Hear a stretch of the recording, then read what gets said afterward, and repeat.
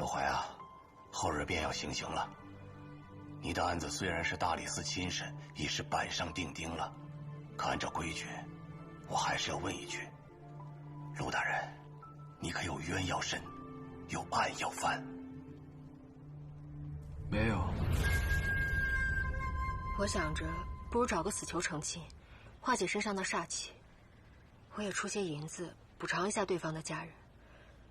但可惜，他没有家人，连亲戚朋友都没有。其实这位陆大人原来还算不错，虽然被懒了些，但是为官公正。来咱们魏县5、6年了，没听说他欺压哪个百姓。这次不知道怎么就迷了心了，犯下这滔天大错。我去了他家，他那宅子很空，也很朴素。我想不明白，他没了家人，他那么多钱有什么用？那谁知道啊？所以我总觉得他不像那样的人。你别多想了，你早已跨入仙门，不应该沾染这些世俗之事。你跟他只是几天的缘分，没必要了解太多，免得徒增烦恼。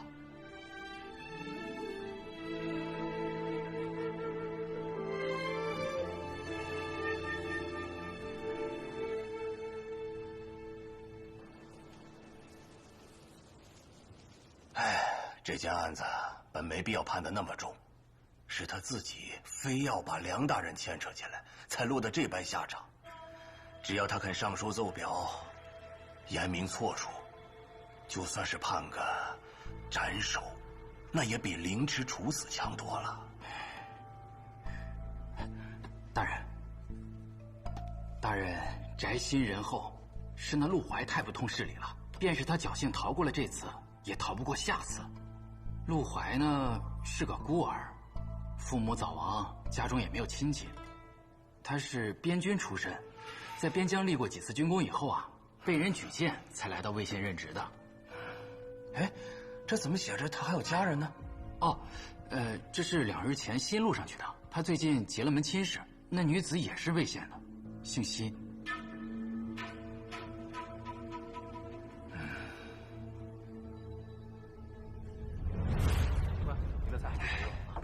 听说了吗？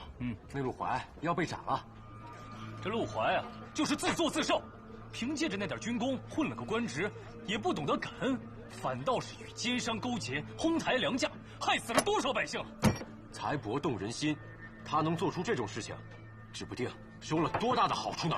好在梁大人英明决断，判了他凌迟之刑，真是大快人心，大快人心呐！是啊，小二，结账。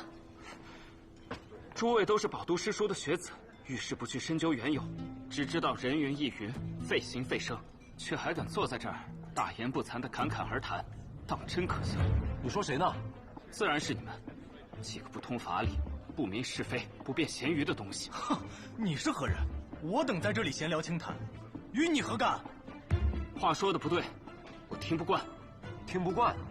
莫非你也是那贪官的拥趸？主子要死了，你害怕不成？贪官？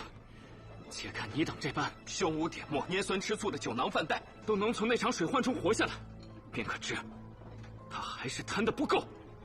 哼！你，别管，客官，公允结账。好，慢走啊。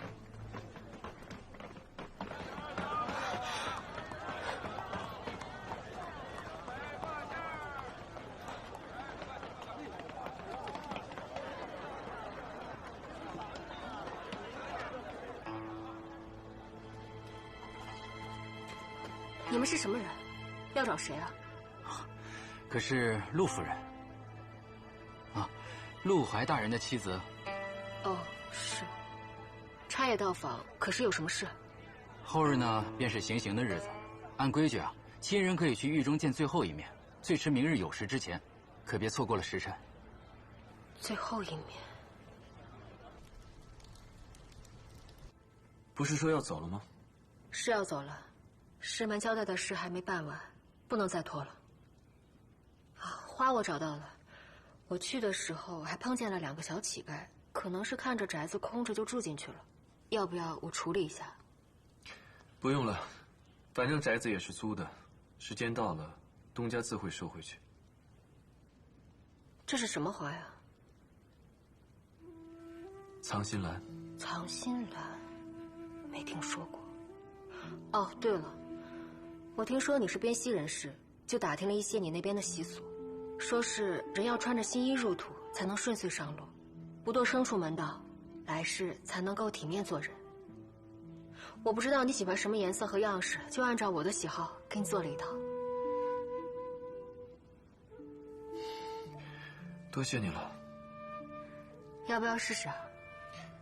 不用了，最后不过是白骨一堆，裹上就好。开饭了。唉，这是上路饭，吃饱好上路。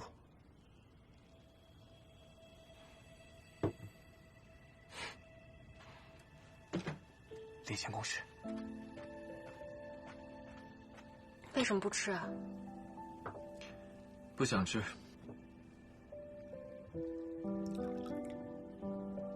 陆大人，你的案子真的没有冤情吗？缘心所向，何来冤屈啊？总觉得你不像是个坏人。大理寺钦定罪状，判我凌迟执行。言官联名上书，参我的折子加起来足有100余册，外面的百姓也都骂我是贪财奸佞之人。这些你都听到了，为什么还觉得我不像是个坏人？众口铄金，积毁销骨。我们虽然接触不多，但我觉得你跟外面说的并不相同。如果你真是个贪财怕事之人，为什么不来求我帮忙？毕竟在世俗眼中，我也是个修行者。你不想活吗？知人知面不知心，你才认识我几天啊？又了解我多少？不要那么容易相信别人。人心诡谲，远比修行之事要复杂难测得多。小心一点，终归是好的。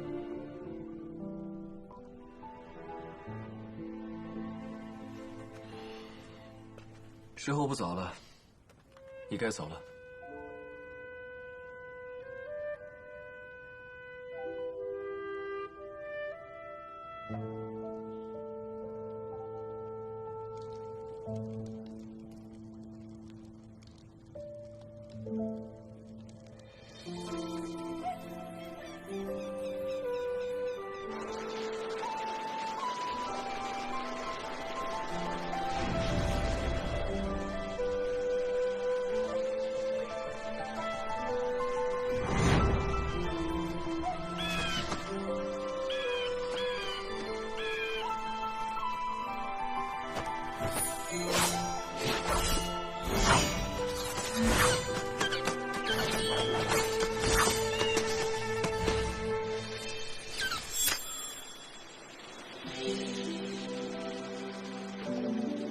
我这边还有一些事情需要处理，尚需一段时间才能回去。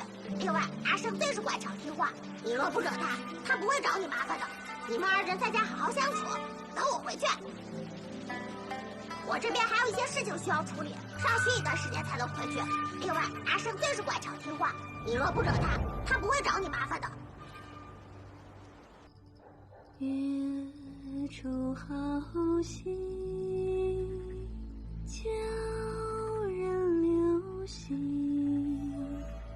树有手心，叫人流心。树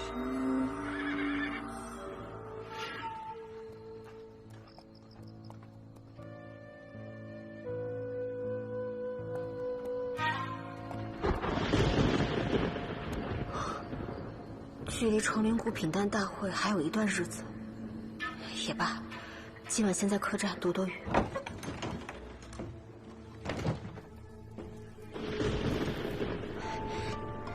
醒醒，快醒醒！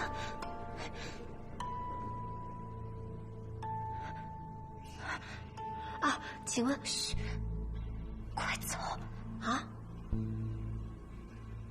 快走啊！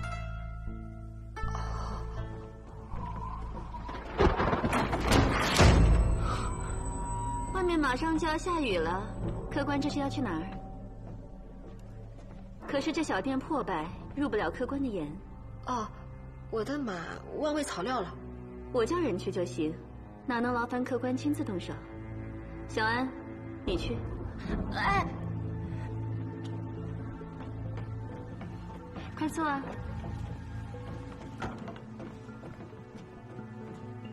哎，你的手好凉啊，让我来取杯热酒为你暖暖身子。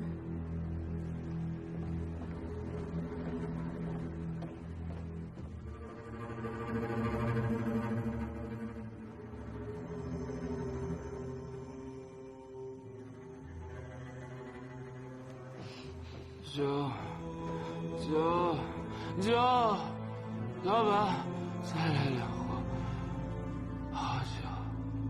是他。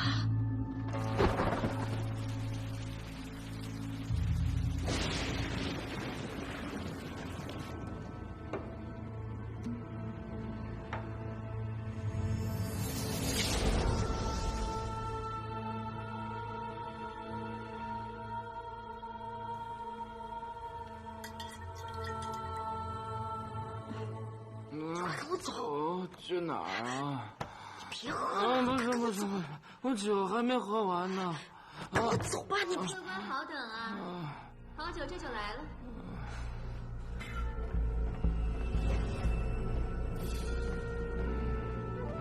客官久等了。请慢用。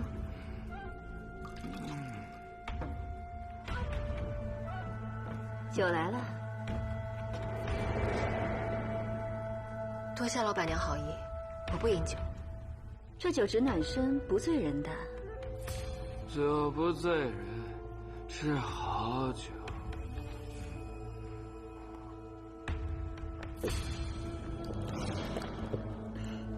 你听，快喝2口。真不用。来嘛。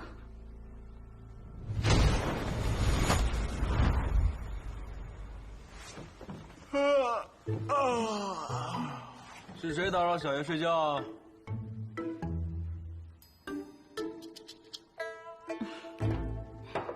官爷若要留宿，2楼有软床暖榻；若要赶路，本店有蓑衣和伞相送。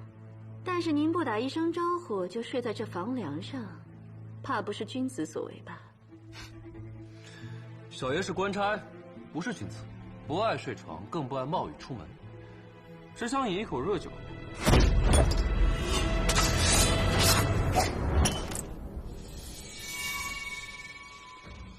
老板娘，不如你陪我喝一杯。怎么，不给小爷这个面子？我无意与你为敌。可不巧，有人去东州府告你的状，说你半夜嘴馋吞了人家的相公，我接榜而来。今日这劫，怕是你躲不过去了。找死！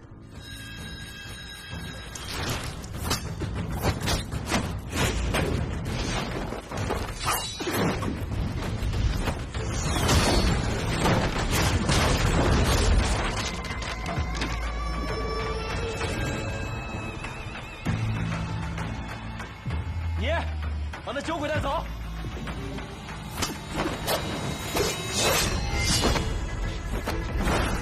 快醒醒！跟我走。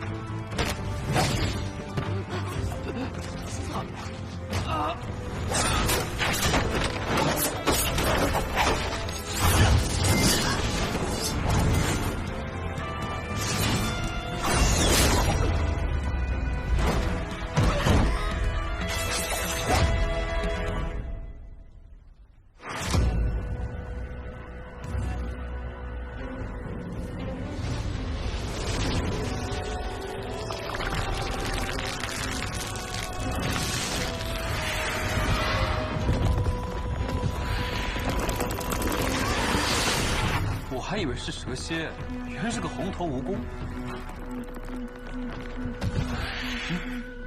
做什么？天干丁地之四，五行轮转，虚借阴火。有意思啊！你竟是个修者。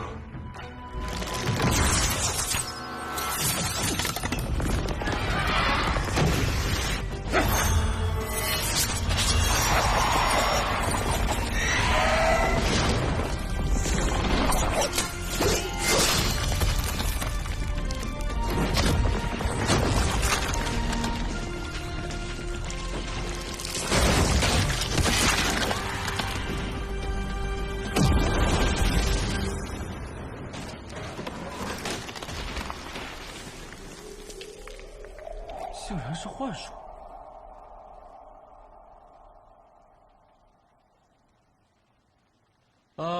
死了。小爷出马，还拿不下一条臭虫。哎呀，带不回脑袋，带个簪子回去也成。你说你是接榜而来，还身着官服，可是官府中人。行不更名，坐不改姓，东州府赏禁卫梅山君是也。新鞋装，新美。你这小修者资质平平，功夫也一般，胆子倒不小，连这种荒村野店也敢进啊？我是为了避雨，没多想别的。原不是胆子大，是有些蠢笨啊。你，总之，多谢侠士相助。你要真想感谢我的话，就给我点钱吧。我为了追这蜈蚣精跑了300多里地，这靴子都破了。你没钱吗？下山时我师父给了些，但现在已经花的差不多了。老板娘喂好吗？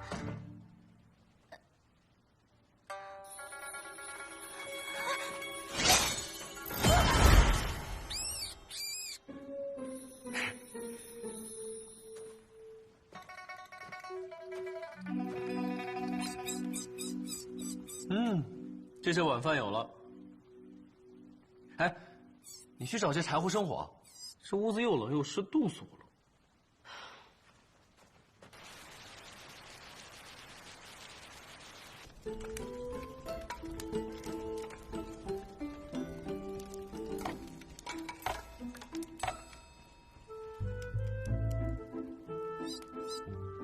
这小兔妖没害过人。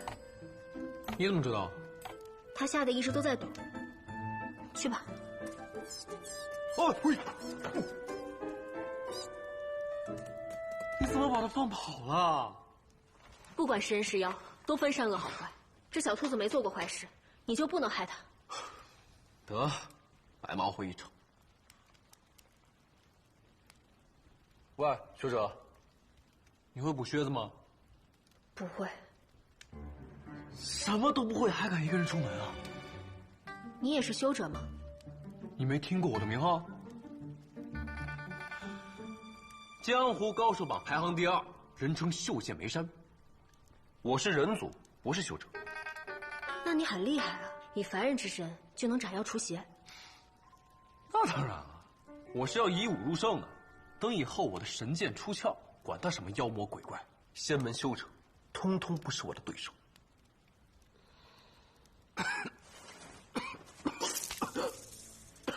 哎，你醒了？你快喝点水吧。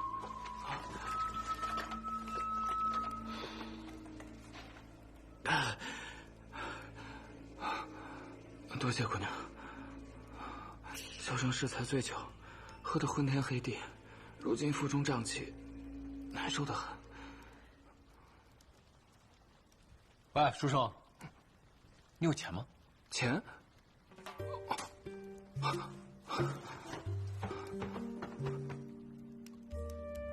啊，有的。小生进京赶考，带了些盘缠上路。你看啊，这进京路上路途凶险，你应该找个护卫护送你上京城。那就不必了，我带的盘缠只够我自己花的。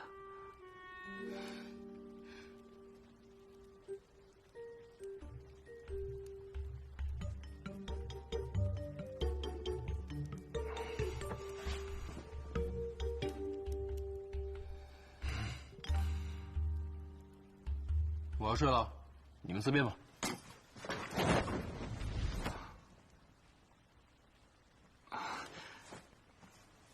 多谢姑娘的水。公子不用客气。其实今日并非我与公子初见，那日在荷叶楼我们就有过一面之缘。竟有如此缘分。不瞒公子，其实我有一事想问。那日我听公子说话的意思，似乎陆大人的案子另有隐情，可是真的？姑娘与陆大人相识？姑娘可是魏县人？是啊，可我许久没有回家，也是近日才回来的。那姑娘觉得魏县有何变化？我觉得没什么太大变化。那就怪了，半年前那场大水，阴雨连绵2月不休，雍地9县颓垣残壁，家哭人嚎，死伤无数。曹门县、江平县、历山县，平路成江，洼者深至丈余，官民庐舍青苔不计其数。便是到了今日，也是人烟鲜见，荒沙百草，一望秋虚，哪如我魏县这般繁华？那也许是魏县的水患不如其他几县严重。魏县地处洼处，又濒临曹江，位置比其余几个县还要坏，可为何却安然无事呢？为何？是陆大人。自陆大人上任以来，就一直注重修缮堤坝、平沙修堤，在洪灾来临之际，还带着青壮亲自上阵，昼夜不休，方才守住了魏县的生机。那这么说，他违背上谕，不肯平抑粮价，就都是假的？是真的。当初9县联合下令，禁止粮商哄抬粮价，凡斗粮贵于100文钱，皆不可买卖。可陆大人却反其道而行之，将粮食的价格涨到180文1斗。百姓们吃不起粮，自然是要怨恨他。那他为何要这么做？可是真如百姓所说，他收了粮商的贿赂。初始我也这般认为，可纵观其余8县，限制粮价，商人卖不得高价，索性囤积居奇，不肯出粮，更别提运粮来雍地了。百姓只得饿死在家中。9县之中，唯独魏县允许卖高价粮，于是粮商们纷纷来到了魏县。物以稀为贵，粮食多了，价格反而下来了。唯有心之人去细细探究，便可发现魏县的高价粮只卖了不到2个月。那这么说，他可是做了一件好事啊！是好事啊，可百姓只记得他起初哄抬粮价，导致自己挨饿，却不知道什么是大局纵横。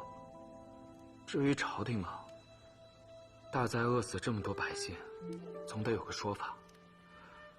但我总觉得陆大人的罪定得太过草率了一些。大理寺从前也不是没有给官员判过凌迟，可这样有违人道的酷刑，总得一层层向上报吧。从州县到京城，直到皇帝点头。可陆大人的罪不到半个月便定了下来，这着实太快了些。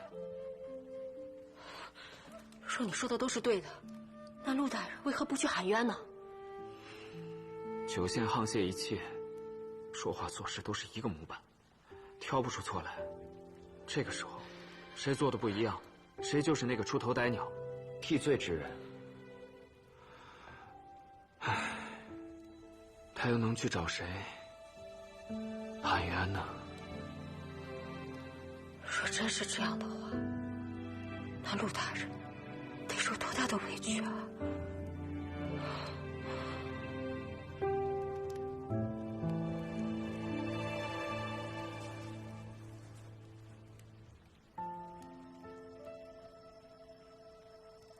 陆大人，你的案子真的没有冤情吗？缘心所向，何来冤屈啊？不要那么容易相信别人，人心诡谲，远比修行之事要复杂难测得多。小心一点，终归是好的。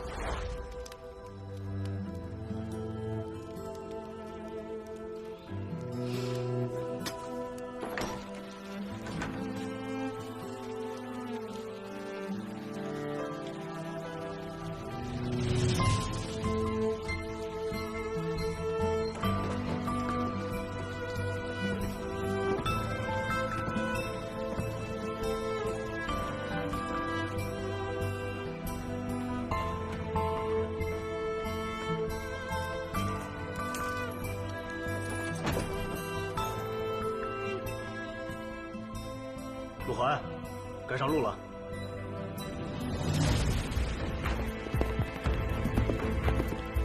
驾，驾！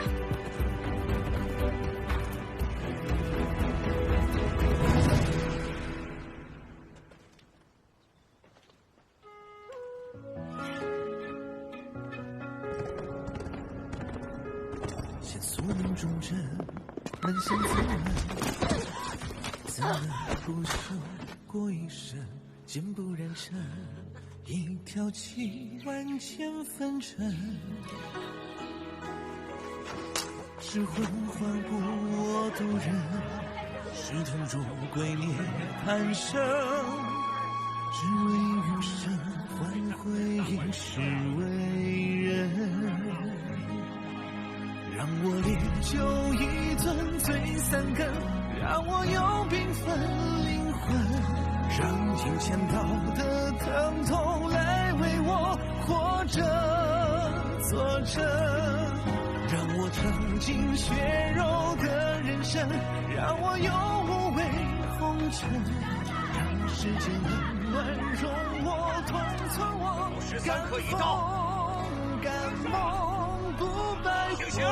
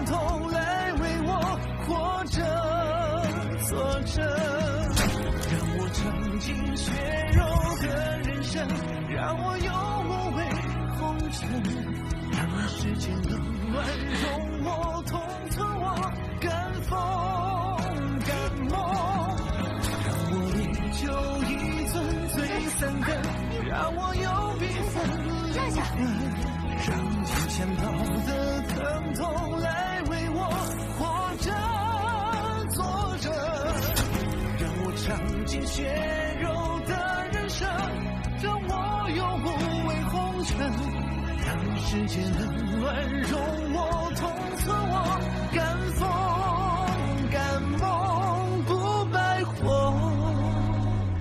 畅快一程。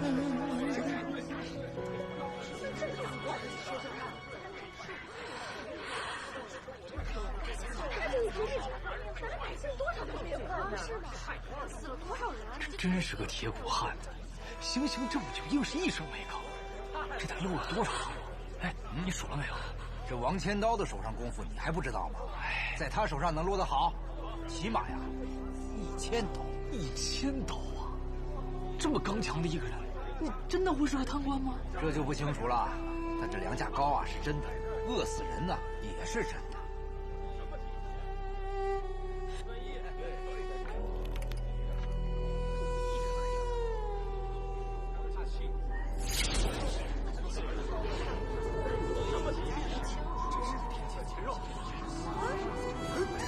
这时候下雪啊！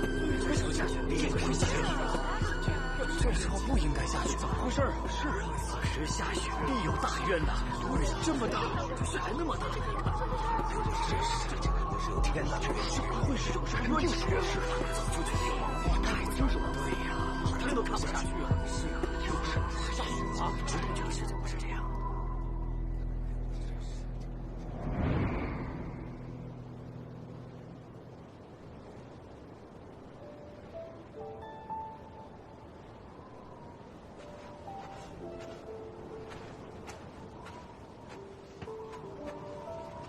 吃点吧，上面罚他曝尸3个月，以消民怨。这夜且有的熬呢。你说这陆大人是不是被冤死的？供词画押句在，白纸黑字的，冤不了。可此时下雪了，连天都替他喊冤啊！你说这陆大人是不是真的被冤枉了？慎言，这是宋大人亲自查的案子，大理寺定下的刑罚，是对是错，自然有上面人考虑，咱们只管闷头执行。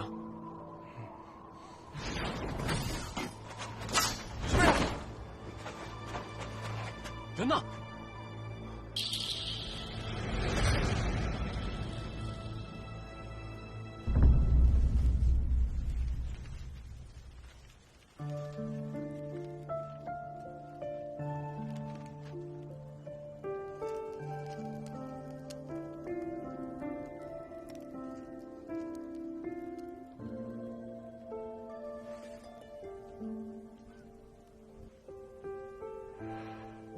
师父说，我仙门中人，想要大道有成，就要心性坚定，不染凡尘，不沾因果。可我此次下山，识破了劫，强签了与你的姻缘，我心中有悔。可这恶果已经铸成，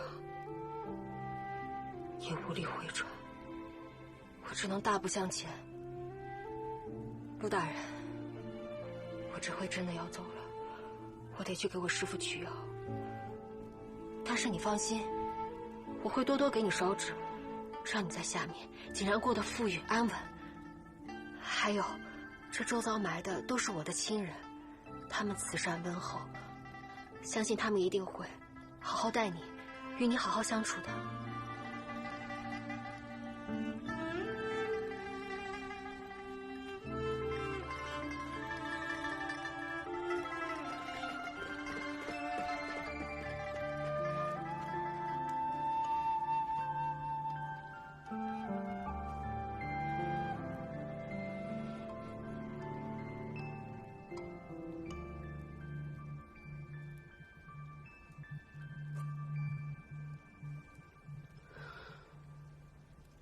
啊，保重啊，保重啊！哎，老楚啊，你这干得好好的，怎么不干了？是啊，这外面的人可都争着想上里面当衙役呢，这可是铁饭碗，一辈子衣食无忧。这怎么说不干就不干了呀？这人生啊，各有各的缘法。我呀，性子稳不住，天生吃不了这碗饭啊。那你能吃哪碗饭？看不出来吗？啊，我这张脸，得吃软饭。行，走了，行，保重啊，保重啊。出来啊！出来啊！别走了！别走啊！别走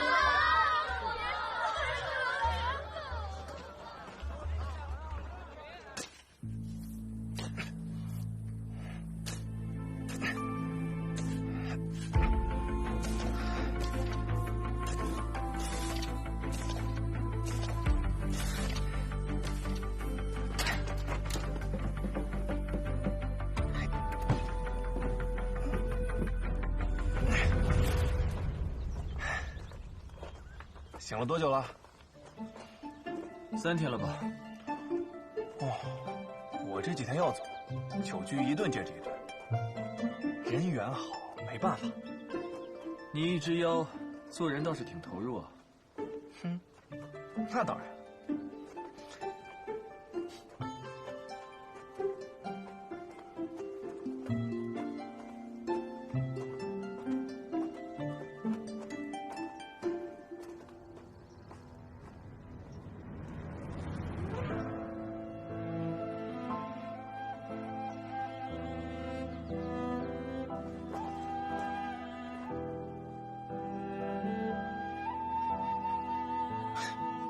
快走了。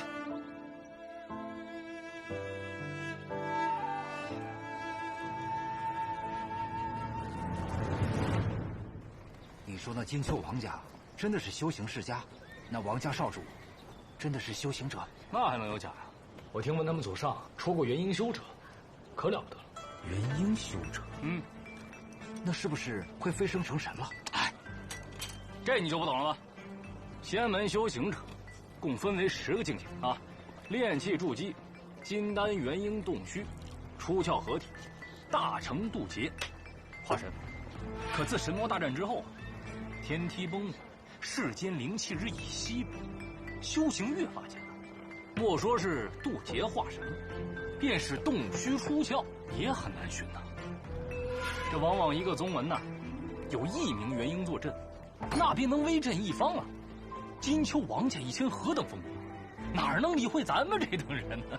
哈哈，那是因为前几年他们家的元婴老祖过世了，这才如此没落。我怎么听说王家这一代没有灵根的后人啊？王家少主也只是个寻常人。这就不知道了，反正战鬼人都死绝了，有祸狱所也不下山，12仙门一家独大，就连皇帝老子都得给几分薄面呢。客官，您要的酒来了。哎呀，来一个。不来了。光喝酒不吃饭。对呀，光喝酒不吃饭，你又不是不知道。唉，还是不想吃。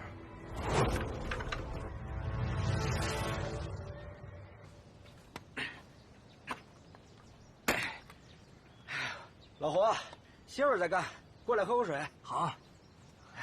路不好走，小心点啊！这路不平啊，就得铲，不然摔坏了牙齿啊，没人管。我有媳妇儿管。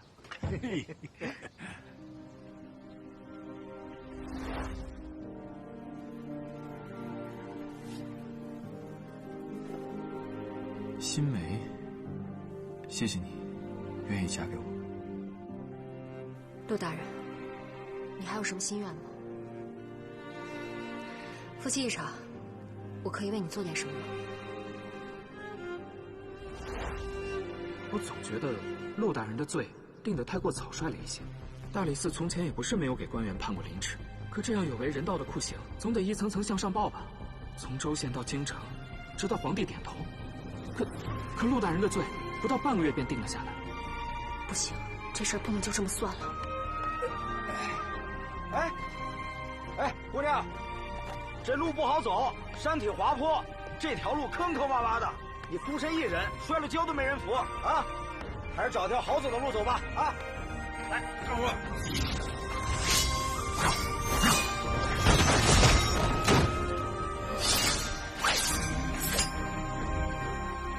两位，打听一下，京城怎么走？